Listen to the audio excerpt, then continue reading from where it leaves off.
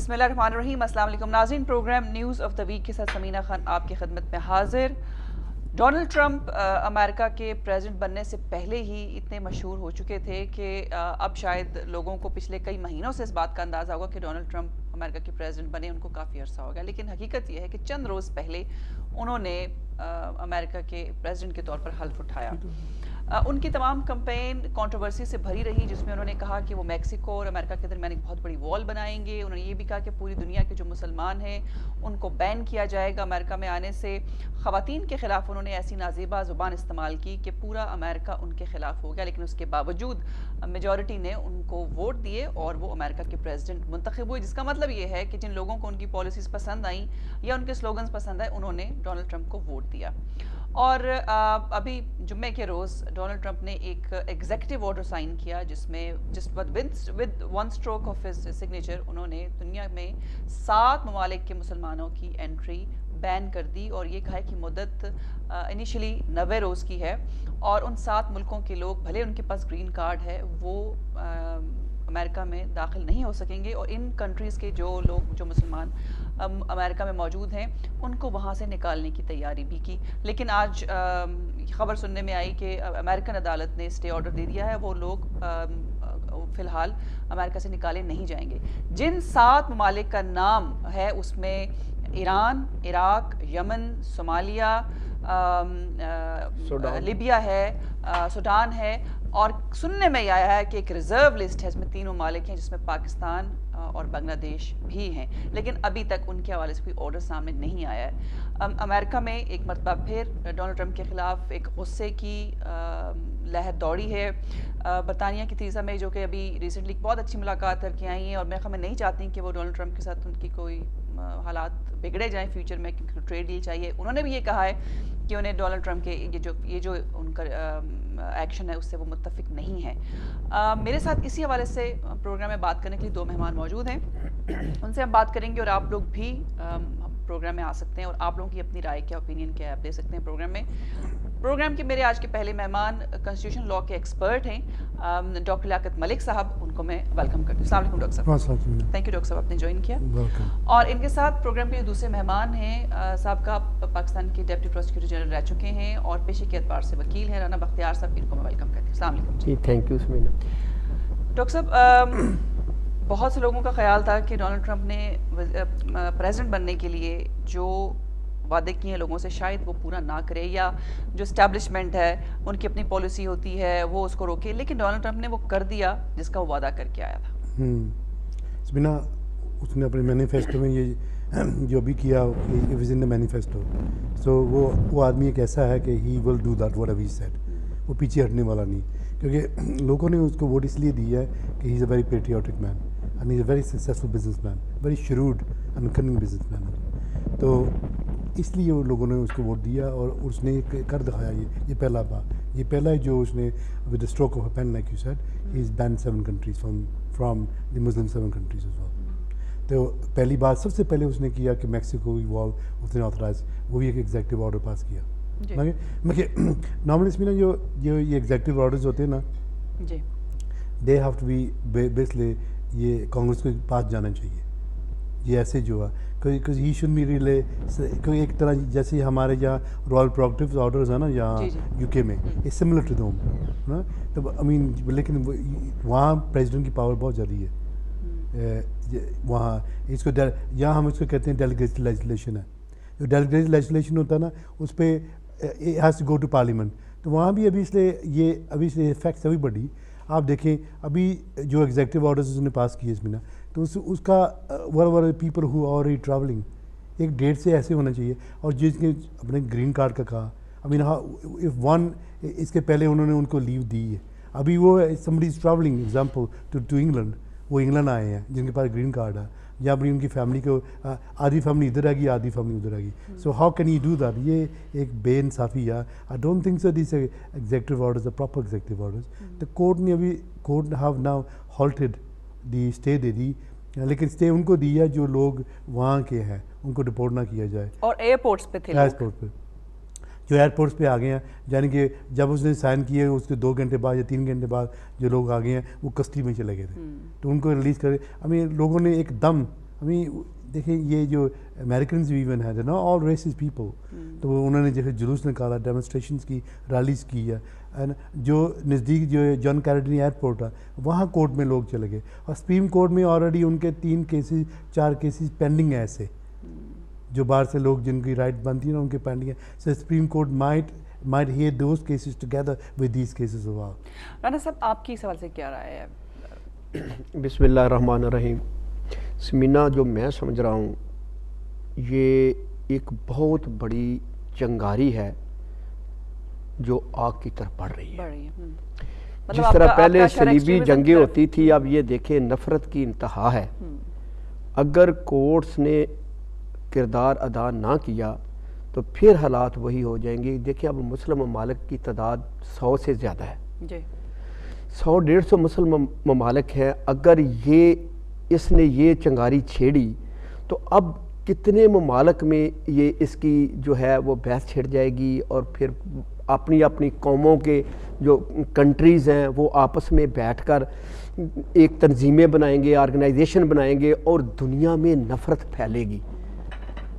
America को वो role अदा करना चाहिए जो कि दुनिया में इस वक्त उसका जो प्रेसिडेंट होता है वो आलमोस्ट यूँ होता है कि जैसे वो पूरी दुनिया का प्रेसिडेंट है। उसको एक पेरेंट्स वाला रोल अदा करना चाहिए, लेकिन वो तो हाथ में एक आग की चिंगारी पकड़ के बैठ गया है जो प्रेसिडेंट है, और उसने इतना इंतहाई किस्म का जो आर्डर पास किया है। मैं समझता हूँ कि इससे बुरा आर्डर किसी प्रेसिडेंट का, इससे कबल देखें जो बाराक ओबामा है वो इंतहाई मॉडरेट प्रेसिडेंट अमेरिकन रहा है, उसने पर ईयर्स ओनली 30 to 35 जो आर्डर है ना वो पास किए हैं। इससे कबल 1879 या समथिंग में जो आर्डर पास किए थे 32 पर ईयर्स हुए थे।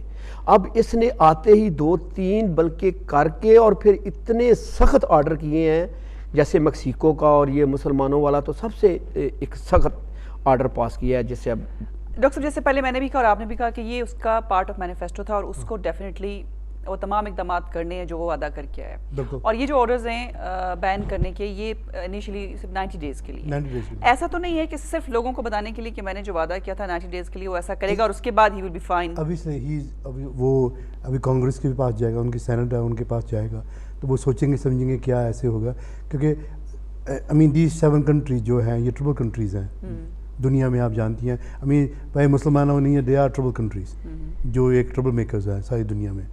तो इनकी ये बड़ी प्रॉब्लम है, लेकिन वहाँ इनोसेंट लोग भी हैं, वहाँ इनोसेंट लोग भी हैं, तो इनको सोचना चाहिए कोई ऐसा ऑर्डर बंद करना चाहिए था कि उनकी वेटिंग या कुछ और तरीके से होनी चाहिए।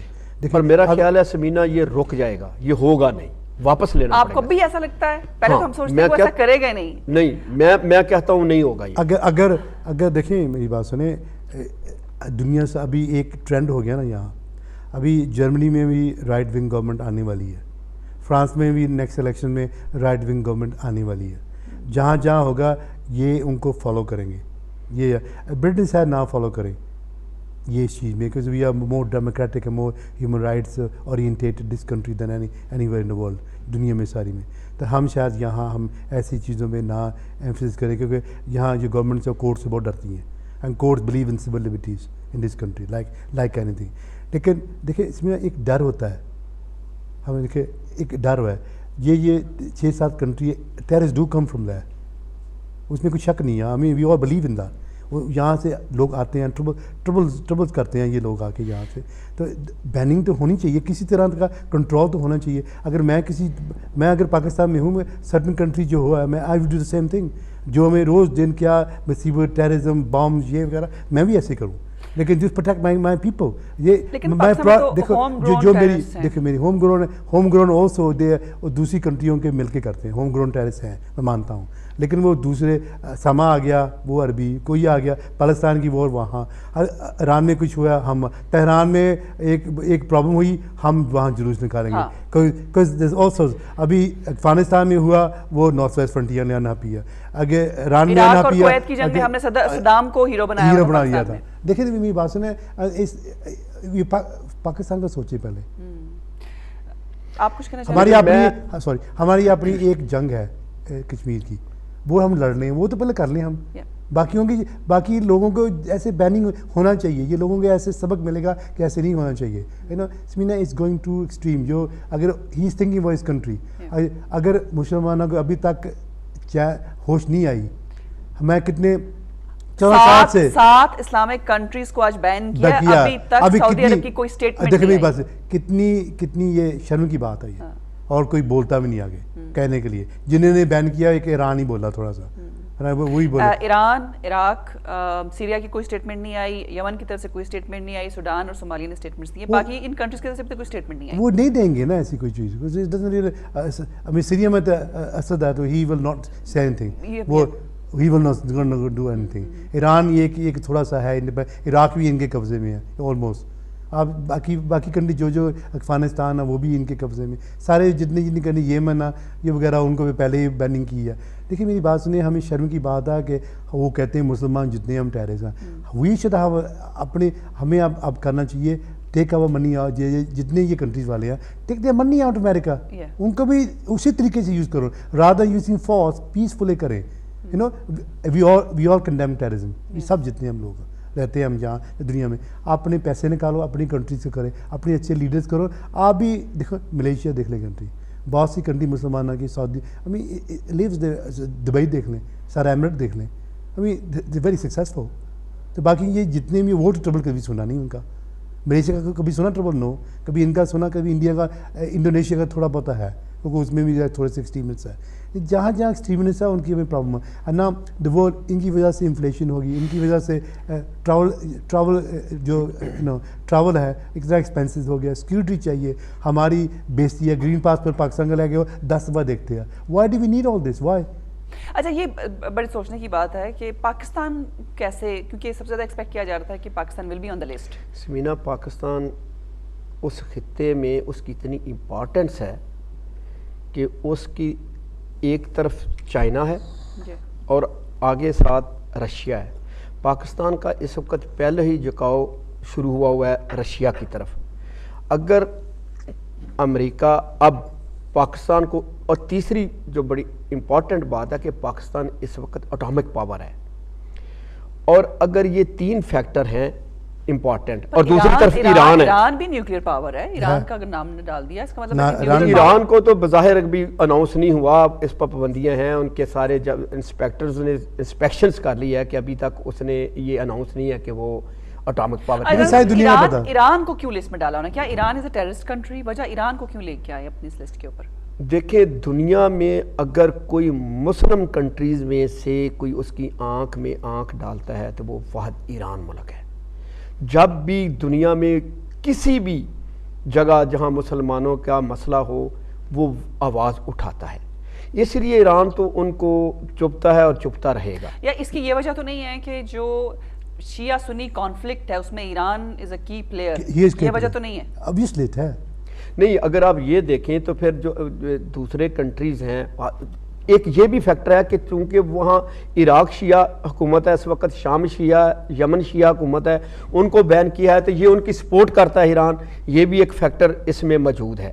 और जो पाकिस्तान का जो फैक्टर है, ये बड़ा इम्पॉर्टेंट बात है कि पाकिस्तान इस वक्त माशाल्लाह खित्ते की ऐसी जगह पर बैठा हुआ है जहाँ अगर ये पाकिस्तान को करेगा तो फिर बहुत सारी जो डिवीजन्स हो जाएंगी जो अमेरिका भी बर्दाश्त नहीं कर सकेगा। लेकिन इसमें ना Pakistan only where is placed, वहाँ हमारी कहा मेन चीज़ है कि Pakistan has been ally of America in counter attacking the terrorism.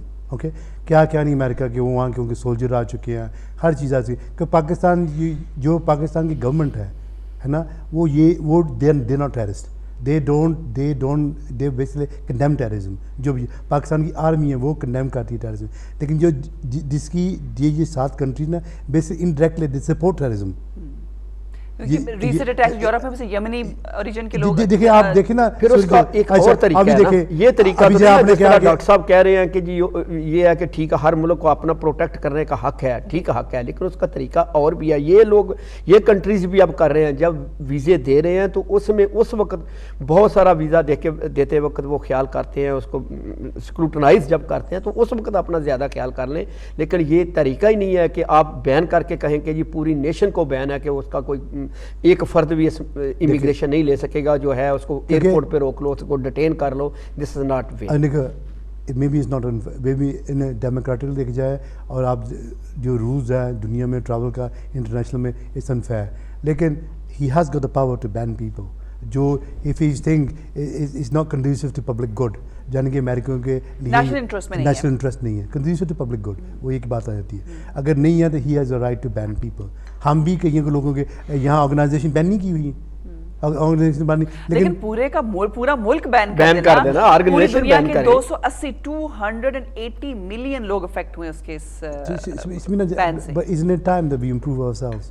हमें अपनी एक मुस्लिम काउंसिल चाहिए, अपने जो पैसे ये लूट के पाकिस्तान से जो बहुत से यूनिटी की जरूरत है, यूनिटी की जरूरत। अभी ईरान की, अभी ये ईरान की बात कर रहे हैं, ईरान एक ऐसी कंट्री थी जब शाह ईरान था, वो अमेरिकन और ईरान एक थे। हाँ, उस वक्त कोई बैनिंग नहीं, एक थे, शाह ईरान और अमेरिकन एक थे। अभी देखिए मेरी बात सुनिए, क्योंकि जहाँ जहाँ ना फंडामेंटलिस्ट है, जहाँ जहाँ चीज़ें, मतलब ये कहना चाहिए कि Iran might be a fundamentalist country. देखिए मेरी बात सुनिए, उनकी जैसे आपने कहा कि वो शिया सुन्नी का वो कॉन्फ्लिक्ट जहाँ भी हो, they are involve in it. अभी देखिए सऊदी का कैसे जब हज पे क्या इन्होंने अटैक किया, वो भी है, और चीज़ें बहुत सी है। इनकी वॉर हुई एक और दूसरी कंट्री के साथ, इराक के साथ, वो भी इनकी वॉर है। और जब पाकिस्तान की वॉर्स हुई हैं, ये इंडिया को सपोर्ट करते रहे हैं। अभी यू खान अभी भी आई थिंक इंडिया को सपोर्ट ज़्यादा करते हैं। ईरान का झुकाव इंडिया लॉबी में ज़्यादा। How can we now sit here and से नहीं वो सही, we see things like this. अगर वो समीना अपने लोगों को नहीं, वो देखो इस्लाम एक मुस्लिम जो हम ब्रदरहुड है लगे, वो अपने एक ब्रदरहुड को नहीं सपोर्ट कर रहे, वो हम देखिए पाकिस्तान के लिए कि ब्रदरहुड को अटैक कर रहे हैं। ये ऐसी चीज़ें बहुत सी, ये इसमें प्रॉब्लम है। राना साहब, मेरा ख्याल है कि जैसे डॉक्टर साहब ने कहा, मेरा अपना ज़ाती ख्याल भी है कि इट्स हाई टाइम कि हम मुसलमान ये सुन्नी और शिया के तफरीक से निकल के भूल जाएं। वो इस्लामी सरबराही कॉन्फ्रेंसेस जो होती थी, जैसे भुट्टो ने स्टार्ट किया था यूनिटी को, उसको दोबारा से स्टार्ट करें। जैसे यूनाइटेड नेशन काउंसिल है ना, वैसे इस्लामी सरबराही जो एक बना लें सारी दुनिया, और पाकिस्तान से भी द लीडर, पाकिस्तान का कोई एटॉमिक एनर्जी नहीं, व्हाई नॉट?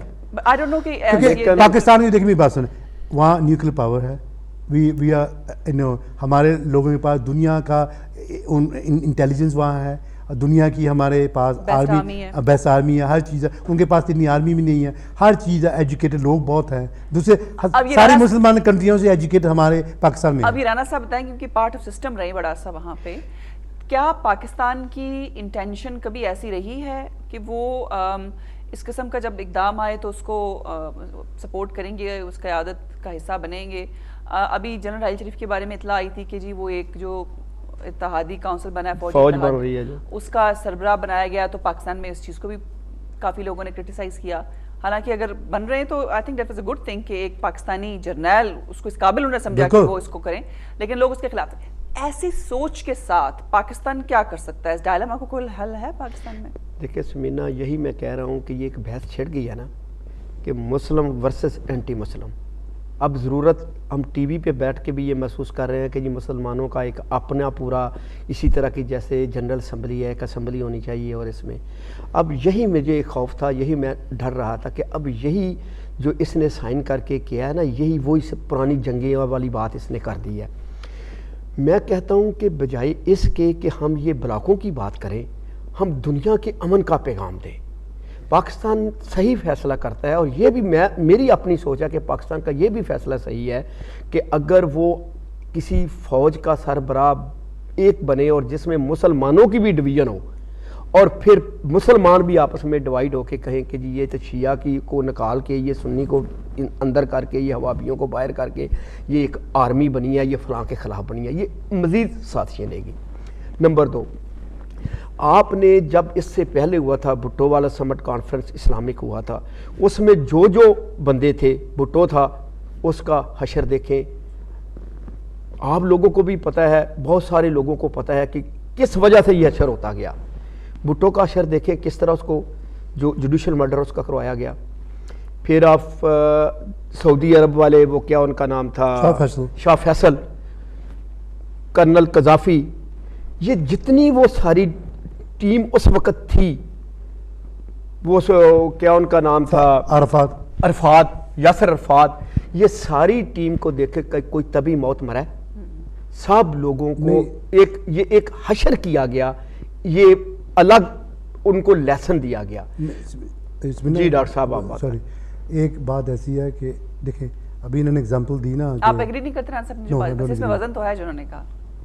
हाँ लेकिन फाइन, जुडिशल देखे हमारे लोगों ने देखे भट्टो साहब को अमेरिका ने आके नहीं मारा, he was convicted in a court, जो भी किया, जो गलत किया सही किया, अमेरिका ने आके नहीं मारा, ना ब्रिटिश ने आके मारा। लेकिन रिसेंटली अमेरिकन मीडिया ने जो बात की है कि मीडिया झूठ बोलते रहते हैं, बहुत झूठ बोलते हैं, just to sell their rating. You know media कैसी है दुनिया में, ओके, हर चीज़ का इनसाइड और देखिए कर्नल कदाफी ने कितने साल रूल किया, उन्हें सदाम ने कितने साल रूल किया, और कंट्रीज बहुत अरफात इजिप्ट के मुबारक हुसैन ने कितने साल रूल किया, जिन्होंने नाम लिया डिक्टेटर रहे हैं जितने भी। लेकिन डॉक्टर साहब देखिए भी जितने भी उनके हमारे मुसलमान, उनके मुल्क ने कितनी तरक्की की, आज उसका हशर कर दिया देखिए उन्होंने, बात, उनको निकाल के। जितने भी मुसलमान, जितने भी ये जिन्होंने राणा साहब ने नाम लिया, सारे डिक्टेटर है। You can not endorse dictatorship at all. देखिए आप आए 5 साल 10 साल की जाए, अगे अगर ये इतना ज़मीर नहीं है मेजॉरिटी लीडर मुसलमानों के कि हमें देखे वी डोंट वांट यू, अगर अभी नवाज शरीफ साहब हैं, चलो उन्होंने रॉन्ग किया राइट किया, वो तो कोर्ट फैसला करे। Another prime minister would have resign by now, अगर वेस्ट में होता, अगर ट्रंप के साथ ऐसे होता वो भी रिजाइन कर देता, कोई भी होता, ये नहीं जाते ऐसे। ट्रंप ने तो पाकिस्तानी सियासत का आगाज किया, उसने तो ये भी कहा था कि अगर मैं सदर इलेक्ट नहीं हुआ तो मैं इलेक्शन ही मानूंगा, ये जाली इलेक्शन होंगे। लेकिन बात सुने, वो कहने की बात और होती है, लेकिन समझी जाल से पॉइंट दी कांड होती है। लेकिन इसमें ना मेरी बात सुने, ये एक चीज़ें होती हैं जो हमारे मुसलमानों को ना ये सोचना चाहिए, राइट, लेट इट गो। 5 साल 10 साल की नहीं है, उसके बाद जाओ किसी और को चांस दो। बैठे देखो ओबामा ने दी नहीं, यहाँ देखो कैमरान की एक छोटी कितना ज़मीर उसका, देखे उसकी मिस्टेक होगी रेफरेंडम में, कितना देखे एक इतने छोटा मिस्टेक था, नहीं कंट्री रॉन्ग तरीके से मैंने ये रेफरेंडम कराया, रिज़ाइन कर दिया। ऐसे लोग दुनिया में सारी करते हैं। बट रॉन्ग तरीके से टोनी ब्लेयर ने या उसने कहा कि अब ये मुसीबत मेरे गले ना पड़े, मैं चला ही जाऊं। टोनी ब्लेयर की इन्वेस्टिगेशन होने लगी वो पार्लियामेंट कमेटी में, उसने रिज़ाइन कर दिया। देखिए मेरी बात सुने, ये नहीं करेंगे ऐसे, जिनके उन्होंने नाम लिया कभी जाएंगे ही नहीं। वो कहते नहीं मार दो लूट जो, हम रहेंगे प्रेसिडेंट, हम रहेंगे प्राइम मिनिस्टर, हम रहेंगे लीडर। वो तो कहते हैं ये तो हम ये परमानेंट। लेकिन आपकी बातों से तो डॉक्टर साहब लगता है कि फिर ये यूनिटी तो कभी नहीं हो सकती। क्यों नहीं हो सकती? हम बात कर, लेकिन देखिए अगर आप कह रहे हैं कि ये सोच है मुसलमानों की, तो फिर मेरा थोड़ा सा डॉक्टर साहब से इख्तिलाफ है जी। एक कॉलर मेरे साथ है डॉक्टर साहब, सॉरी कॉलर से ले लें और फिर अस्सलाम वालेकुम। जी वालेकुम सलाम। हाँ जी सुनील साहब, आपको मलिक साहब को राणा साहब को बहुत बहुत सलाम। मलिक साहब ने बहुत बातें, लेकिन मलिक साहब मैं एक अर्ज करना चाहता हूँ कि हिपोक्रेसी है हर चीज में। आपने कहा कि अदालतों ने भट्टो को सजा दी, तो पीछे दबाव किसका था? जो उसका जिसने आज हमारे मुल्क वालों को कहा ना वीजा ना दो, उनको भी रोका जाए हमारे मुल्क में। अपना राणा साहब बैठे हैं, एक बंदे के लिए कैरी लूगर वो जो आया था, वो आके बगैर पासपोर्ट के जहाज लेके आया और उसको उड़ा के ले गया। आप उसमें आपने रिजाइन किया था। अगर पाकिस्तान की अदालतें फैसला कर लें और मुल्क अपनी, देखो उसने अगर रोका ना तो उसकी अदालत ने रोक दिया, फैसला चेंज कर दिया है। ट्रम्प फील्ड का आपने पढ़ लिया होगा, शायद मीडिया पे आ गया। थैंक यू आपको, आपकी मैं करेक्शन कर दूं, पाकिस्तान को नहीं रोका, पाकिस्तान का नाम उस लिस्ट में नहीं है, इसलिए मैंने आपको शायद थोड़ी सी गलतफहमी हुई है। मैंने इनको ये भी कर दूं कि ये जो इन्होंने कहा कि मैंने कहा वहाँ जुडिशल कोर्ट ने फैसला किया पाकिस्तान में भट्टो साहब के राइट और wrong is different matter. I mean मैं भी मानता हूँ because obviously I was a supporter of Bhutto साहब, because I believe he is a good statesman। मतलब आप ये मानते हैं कि जुडिशियल मर्डर था लेकिन फैसला कोर्ट का था? कोर्ट का था, ये मैं कह रहा हूँ कि ये, लेकिन हर चीज़ में देखिए the only problem we got here, जितने भी हम ना ये इस्लामिक कंट्रीज के हैं, हम ये गिनते कंस्पिरेसी थ्योरी को मानते हैं, एवरीथिंग कंस्पिरेसी। ब्रेक लेते हैं जी, ब्रेक। हमने कुछ नहीं किया, उन्होंने किया।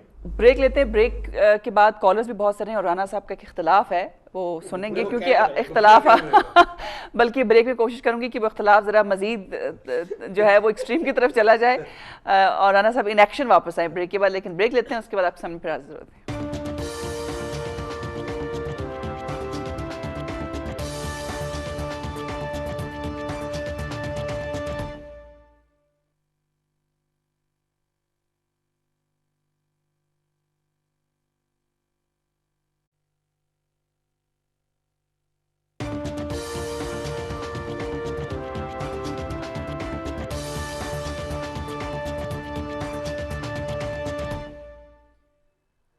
जी welcome back after the break. ये प्रोग्राम का दूसरा हिस्सा है, कॉलर्स को हम लेंगे और राना साहब का इख्तलाफ भी सुनते हैं, लेकिन पहले कॉलर। अस्सलाम वालेकुम।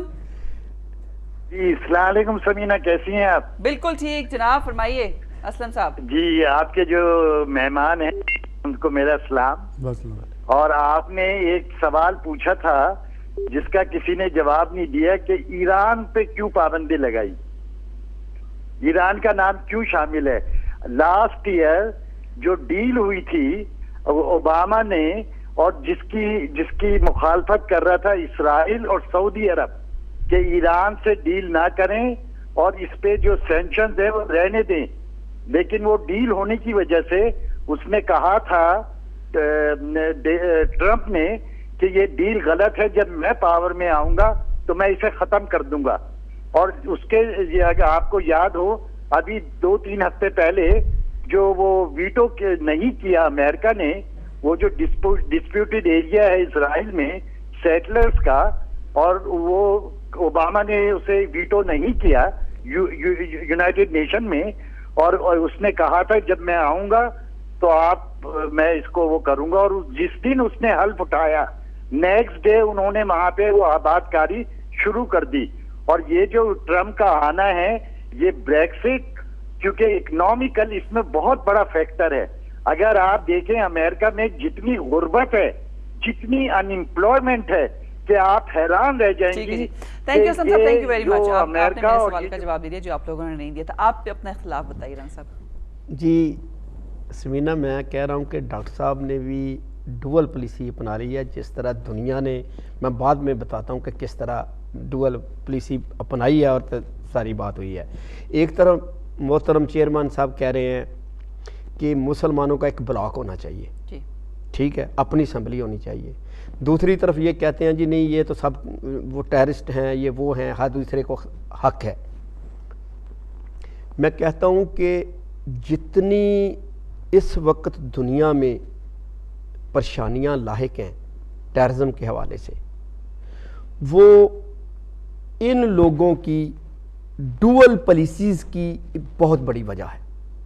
देखिए डॉक्टर साहब अभी कह रहे थे कि जी ये देखिए सदाम ने इतने साल हुकूमत की, कज़ाफ़ी ने इतने साल हुकूमत की, लेकिन मैं उन लोगों से और डॉक्टर साहब से पूछता हूँ, क्या सऊदी अरब में किंगडम है, सरे से ही डेमोक्रेसी नहीं है, तो वहाँ कितनी पाबंदियाँ लगी हैं, वहाँ कितने बम चले हैं? क्या आप बताएं, सदाम था, खा वो एक डिक्टेटर बन के बैठा हुआ था, क्या वहाँ लोग खुश नहीं थे? जहाँ अभी आप बात कर रही थी कर्नल कज़ाफ़ी की, लीबिया में लोग बिल तक पे नहीं करते थे, फ्री थे, लोग खुश थे। इनको क्या तकलीफ़ है कि ये जाके वहाँ ये कहें कि यहाँ डेमोक्रेसी नहीं है, वहाँ डिक्टेटर बैठा है, तो बाकी दुनिया में जो जहाँ इनके अपने फ़ायदे हैं वहाँ ये कहते हैं कि पूछते ही नहीं है। वहाँ फ़ौज भी इनकी है, वहाँ पुलिस भी इनकी चलती हैं, वहाँ हमायत भी इनकी होती है, और कभी किसी प्रेसिडेंट ने नहीं कहा कि जी सऊदी अरब में इलेक्शन नहीं है, वहाँ डेमोक्रेसी नहीं है। ये तो कभी किसी ने बात की। राना साहब ने मेरी जो स्टेटमेंट थी मिसअंडरस्टैंड की है, इसलिए I'll revisit and explain to him properly कि क्या है। मैंने कहा था कि हमारी एक मुस्लिम काउंसिल होनी चाहिए, because the time has come कि हम अपने डिसीजन खुद मेक करें। ऐसे ये शर्म की बात है कि मुसलमान 7 कंट्रियों को बैन किया। बाकी मैं ये कह रहा हूँ कि जो कंट्री टेररिज्म करते हैं, अगर वो मुस्लिम काउंसिल भी बनी, वो भी उनको कंडेम करेगी, वो भी उनको कहेगी कि आप ये काम नहीं कर सकते। ये एक तरीका है। भुट्टो साहब ने बड़ी कोशिश की थी ये एक काउंसिल बनाने की, इस्लामिक काउंसिल की, लेकिन अनफॉर्चुनेटली इज फेल्ड।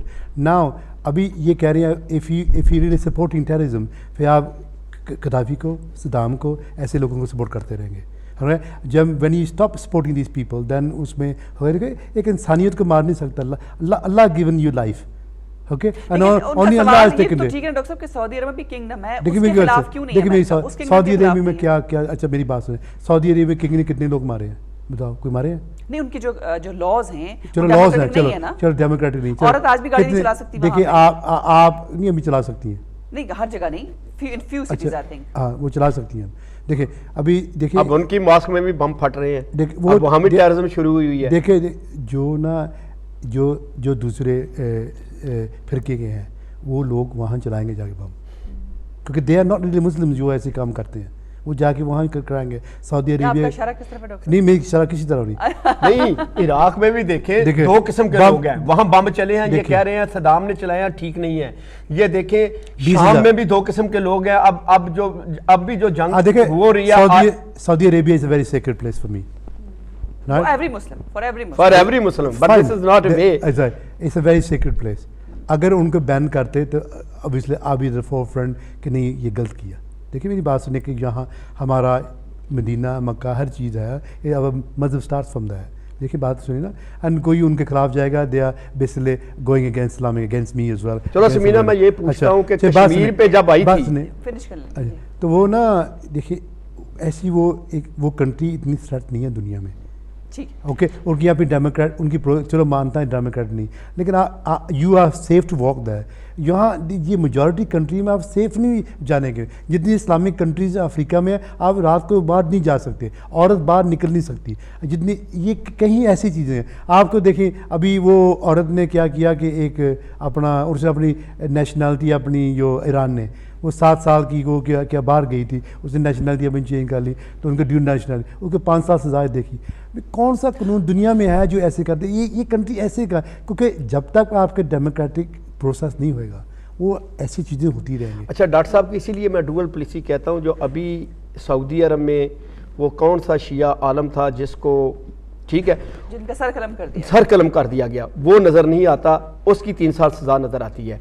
कश्मीर पर जनरल असम्बली ने कब 1947 में के बाद फ़ौरन एक जो करारदाद दी थी कि जी इनको वोट ऑफ जो ना सेल्फ राइट जो है उनको दिया जाए through vote, right of self defence और दिया जाए थ्रू Self-determination। वोट, ठीक है जी। उस पर अमल नहीं है।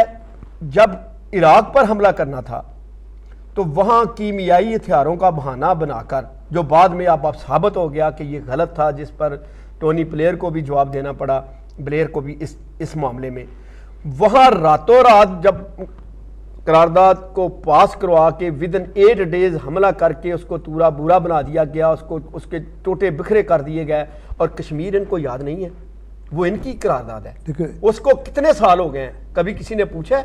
उनकी आंखों में वो अंधे हो रहे हैं, उनकी आंखों के अंदर डायरेक्ट वो शरे मारकर उनकी बेनाई खत्म हो रही है, वो रोटी से आप बैठे हुए हैं, वो दुनिया को नजर नहीं आता। ये डुअल पॉलिसी नहीं है। देखिए जहाँ भी ना मिनॉरिटीज़ होती हैं, ये एक तरीका है वॉर विन करने का, वॉर स्ट्रेटजी कैसे प्ले करनी है। अभी देखिए वहाँ जो ये इराक की बात कर रहे हैं ना, वहाँ जो था शियास कैन डू मैनी थिंग्स है, उनको बैन था basically, which I disagree with that. मैं शिया नहीं हूँ लेकिन आई टोटली एग्री। और उन्होंने कंट्रीज को जितने शिये कितने लोगों केमिकल को मारा। देखिए इंसानियत होनी चाहिए, कोई भी इंसान हो, whether they are your faith और not faith, you have no right to kill anyone, सही ना। वो एक और Saddam Hussein was responsible for that. उनका जो रिस्पॉन्सिबिलिटी है उनको होनी चाहिए थी। देखिए अब अमेरिका ने उनकी हेल्प की। देखिए वहाँ उनकी मिनॉरिटीज़ की शिया बेसिकली टेकन ओवर इराक, जो जिनका कि मेजॉरिटी में वो थे, वो मिनॉरिटी में वो दूसरे थे क्या सुन्नी।